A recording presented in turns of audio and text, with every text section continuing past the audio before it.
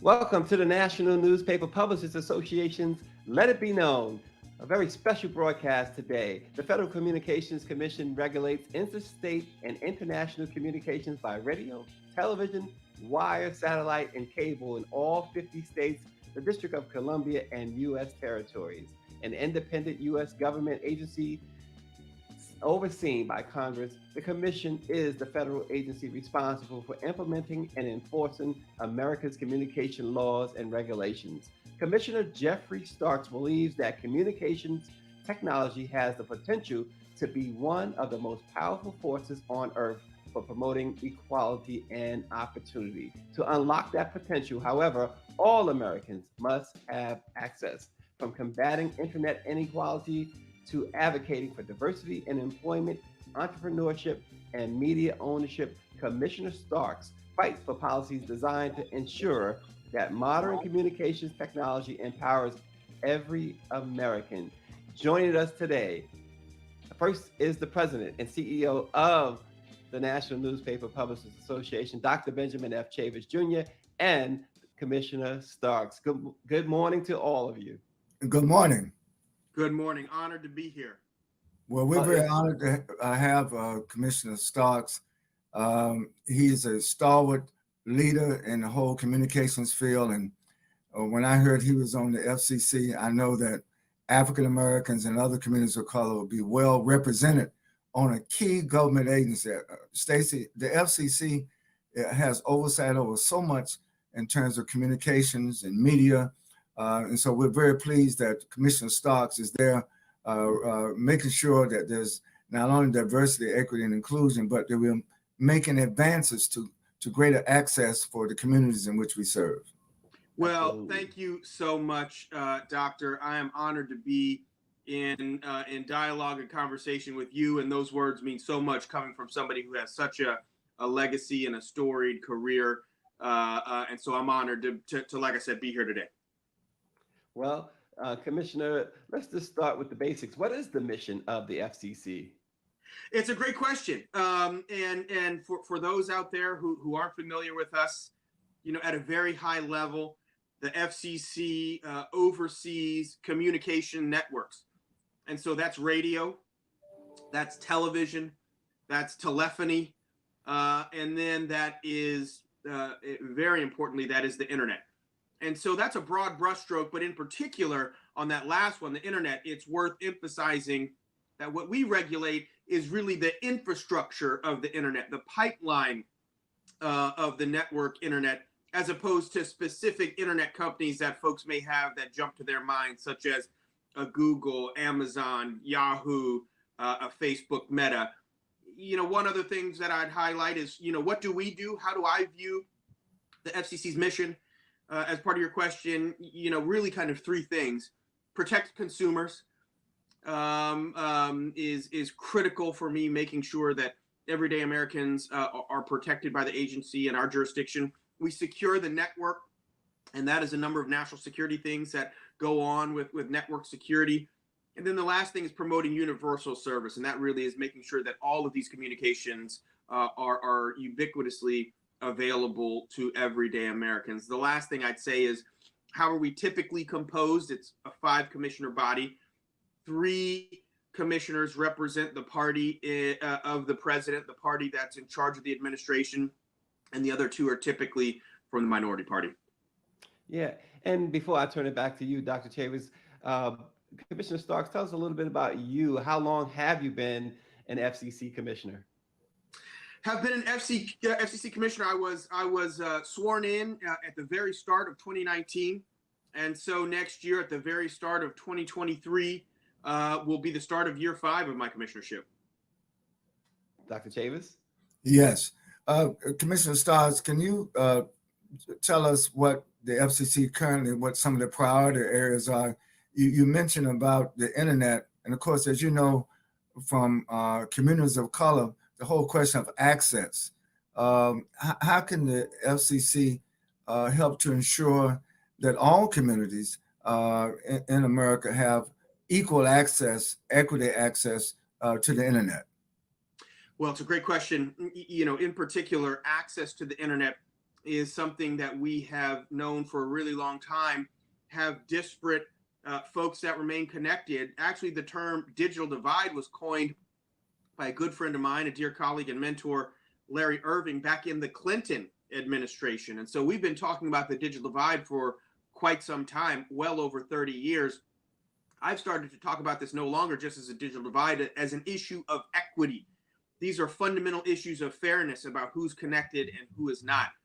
The biggest impact that I've seen over the course, what I have really brought and started to talk the dialogue about, is a lot of folks really used to talk about digital divide as an issue of where are bringing connectivity to rural areas. What I have really started to focus on is in looking at the data. We have a disproportionately high number of Black and brown folks who remain disconnected, predominantly, most chiefly on the issue that the internet is not affordable for them. And so focusing on the issue of affordability has been part of my hard work on the FCC. The good news is that Congress has heeded that call, and we now have an affordable connectivity program, over $14 billion, to make sure that if you otherwise are low income, you're on SNAP, or you're on WIC, or you're on Medicaid, or you're in public housing, if you qualify for any low income program, we're going to help you get connected to the internet for free. And so that is, like I said, $14 billion initiative that the FCC is working on specifically, because like I said, 34% of Black households in particular are disconnected. And so we have got to do better. We've got to make sure that we address this issue and get our brothers and sisters connected, that we know will help them for education, for job opportunities, for to help with their economics, to help them with telehealth and telemedicine. And so there's so many reasons why we have to do this, but that in particular is some of the initiatives that I work on and am passionate about. And Commissioner, we know too, the FCC, what a lot of people don't seem to know, I should say, is that the wide range of things that the FCC operates to help and protect Americans. Robocalls is one. Spam calls and texts have remained a major problem for many people. Are there any updates to what the FCC is doing to mitigate this annoying problem? Yes, we are working hard on that. Millions of Americans, there are in fact billions of robocalls that are taking place every month. Many of these robocalls originate from outside of the United States. And so cracking down, making sure that we have authority, in particular from an enforcement capacity, to go after those that are originating those calls abroad has been a great enforcement advancement. But we have a number of ways that we are cracking down on those robocallers, because at the end of the day, robocalls are anything from annoying. We all get annoyed by them, but at their worst, they are pernicious and actually can defraud a number of folks and actually cause real harm. And so making sure that we stamp them out wherever they are is mission critical. Yeah, and as you said, harmful. We've heard the scams, particularly when it comes to the senior citizens. So we know the FCC plays a critical role here too. And it's important, Commissioner, that you are talking about these things because, as we said a little while ago, many people just don't know or maybe take for granted the work of the FCC. And I'm sure you can expound on that, how important it is, particularly, and we're talking to a predominantly Black audience. So particularly when you're talking to a predominantly Black audience, can you just really expand on how important the FCC is, even for us in communities of color? Yes. Again, like I said, our kind of core, our core mission, folks are focused on the radio. A lot of our communities, I know I grew up listening to Black radio stations, and in addition, making sure that there is equity that comes throughout the pipeline of our broadcast. That includes television, and making sure that there is better media ownership. Happy to expound on that a little bit more. But making sure the whole ecosystem is better represented, from who owns radio stations, who owns television stations, to making sure that we know who's in front of the camera represents America, who's making the production news decisions, who's doing the hiring, who's doing the retention, all of that, and making sure that the folks that are working in our broadcast ecosystem really reflect America is absolutely important to me. As you know, Commissioner Starks, the NMPA, we represent Black-owned newspapers, but we have an alliance with NABOB, the National Association of Black-owned Broadcasters. And we're working together to ensure, because what we find out is that radio in our community is still very much important, as well as newspapers, as well as social media channels.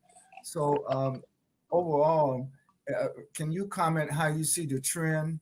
Because to me, ownership of media is important. And I think there are some 250 African-American owned radio stations. There are 230 African-American owned newspapers. But together, we know we reach millions of people. But I want you to comment from an FCC perspective. Is the trend moving? Do you see more diversity in terms of the ownership of media in America, broadly speaking? Broadly speaking, I thankfully do. When I started as a commissioner, like I said, over 5 years ago, in terms of media ownership, especially of the, well over 1,000 TV full power stations, there were, when you looked at the number of Black Americans who owned a TV station, I always said it would round down to zero. The number was so low if you were rounding. Now the number is at about 1.5% of those 1,100 full power TV stations. So we have made progress. I'm still not happy. Again, representation in the media ecosystem isn't abstract or hypothetical. It directly impacts what stories are told, who gets to tell them. And so, we need to do better for media ownership. There's long been something that I've worked with Congressman G.K. Butterfield there from North Carolina on a minority tax certificate. It's a long established program that had done well in helping increase the number of minority owners in broadcast. But so we still have work to do. But to answer your question, I have seen progress. That's very good. And that's a segue to the next question. In the same vein, the NMPA, NABOB, and other minority-owned media, we're trying to make sure that we use new technology. Can you talk about some of the innovations? I know one of the things I admire about your background and your evolution into this space, you seem to always be on the front end of some of those cutting-edge technologies. Can you just speak a moment about the importance of African Americans and other communities of color, not only grasping what the new technologies are, but how to utilize these new technologies to improve our overall business place? I think that's exactly right. Back to the question about digital content, we see Black and brown creators that are changing the culture. They're able to, one of the things that the internet is able to do, and again, this is why connectivity is so important, is really allow people to level the playing field in terms of getting the ability to show their content, to create content, get it out there. Obviously, broadcast is one way to do that, but we've seen an Issa Rae go from somebody who had an online digital creator to getting her own HBO show on Insecure. And so being able to harness technology, utilize the new way that content can be created. Obviously, there are other ways that, as an FCC commissioner, making sure that the economy truly is being driven in many ways by those that are able to get connected. So many of the Black and brown businesses, small businesses, were really hurt through the pandemic. And those businesses that were able to nimbly to innovate, as you said, Doctor, and make themselves digitally ready were businesses that were able to thrive and see themselves through the pandemic. So there's so much innovation. Our people are so creative, so entrepreneurial as well. And so making sure that they have the tools, because I know they have the talent in order to thrive in this kind of modern day ecosystem. Yes, and that's a very good segue. And I know the FCC has not brought it up to vote yet, but I do want to mention from our research, zone casting is one of those new innovations, and all of the research that we've seen shown that it enables particularly minority-owned businesses in the media space to compete with the larger ones. As you know, there's a sort of a David and Goliath thing that goes on between very, very big media organizations and minority-owned organizations. Can you just comment on how you view ways and means that we can enable minority-owned broadcasters, minority-owned media to be able to compete more with the big guys? That's exactly right. Zone casting is an innovation, a new technology, like you talked about, that is before me as a commissioner. The ability to use boosting to better locally advertise. I have been honored to hear from NABOB and so many of the colleagues there who have made very clear that from small black and brown radio stations that this makes great sense. And so I'm working with my colleagues to make sure they know and recognize the value of increasing the ability of the small black and brown radio stations to better advertise and have hyper local advertising. Very good, very good. Stacey? Yes, and Commissioner, can you talk a little bit about, I wanted to ask you about this situation with the launching of a task force for digital discrimination, digital redlining. I know the FCC is really working on that. What's the status of that? What can you tell us about that? Yes, I know there's a task force that has been, digital discrimination was part of the infrastructure law. I have seen it myself firsthand where, in my travels where, you cross the proverbial train tracks and suddenly there is no longer connectivity, internet connectivity in particular. And so what the legislation really tasked us to do is figure out if there is discrimination based upon income, by race, by sex.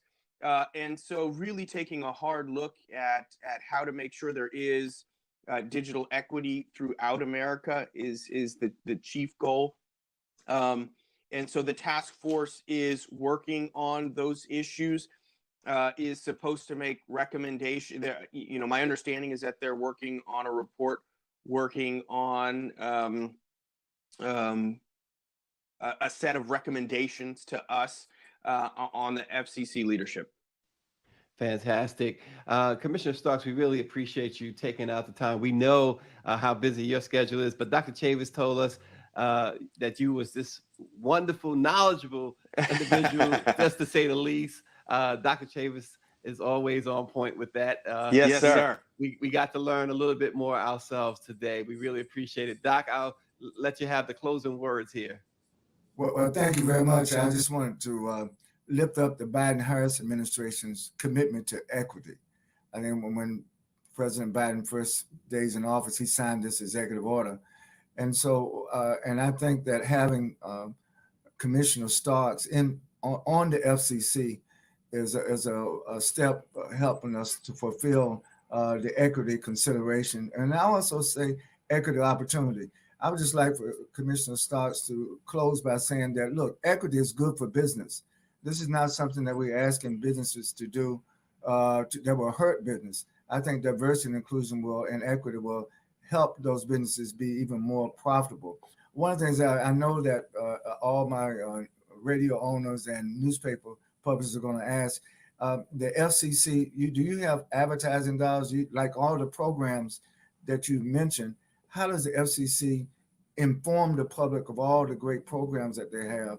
And do you utilize African American owned media and other community of color media to help get that word out? Public education media. It's a very timely question, Doctor, because we are starting our outreach programming for the Affordable Connectivity Program. And so there actually is going to be in the coming days an announcement on how we can better reach those and let them know about the ACP program and some of our better increase the numbers of folks that are enrolled.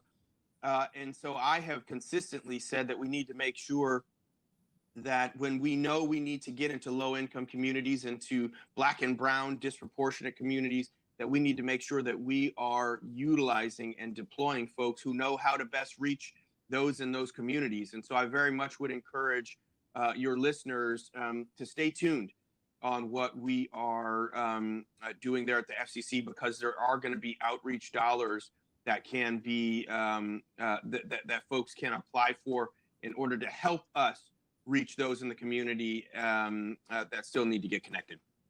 Very good. Commissioner Geoffrey Starks of the FCC, we thank you so much for joining the Black Press of America's Let It Be Known. Have a great day. Thank you so much. Bye now.